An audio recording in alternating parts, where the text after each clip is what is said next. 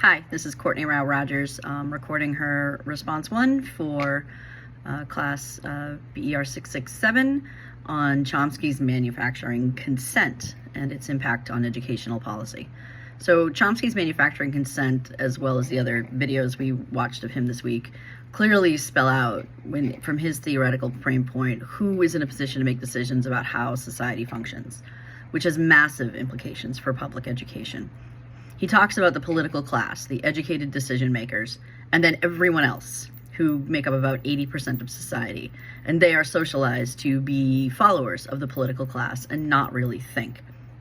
He then goes on to talk about the propaganda model, which is very much alive and well in so many aspects of today's education and society. The propaganda model lays out an agenda by the elite media. The elite media select the topics. They control the distribution of concerns. They provide the emphasis and framing on issues. They filter information and provide the boundaries of debate. A contemporary example of this is the reporting of information about the war in Gaza.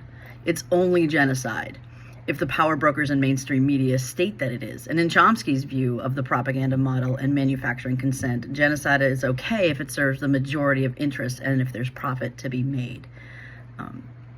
The war in Gaza is an atrocity. So Chomsky's manufacturing consent and the propaganda model all serve the dominant elite of society, who are also the decision makers of educational policy. And the propaganda model is the blueprint for state and local boards of education. They select the topics.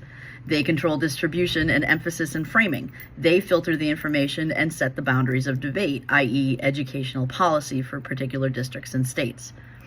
Currently, nationally, they're being attacked and in some cases infiltrated by a small, vocal, aggressive minority with a narrow, conservative, racist worldview to further constrain knowledge, leading to book bans and prescribed curricula and the abolishment of DEI departments and initiatives. This all serves that particular political agenda and is having massive ripple effects, even in states where educational policy is strong and inclusive, like the state I live in, Massachusetts.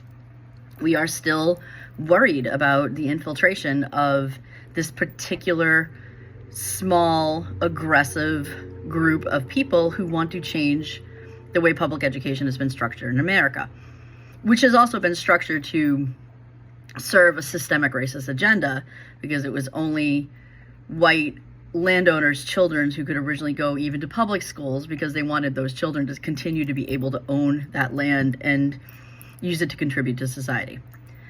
So even with a critical perspective, like critical race theory or critical feminist theory, I don't think as an educator you can ever be completely free of the manufacture of consent.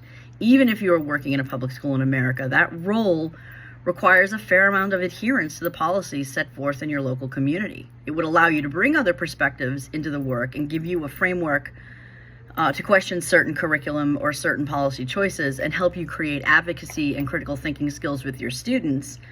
But public schools remain a unique box in which we place ourselves. So I don't think as educators we can ever be completely free of that task.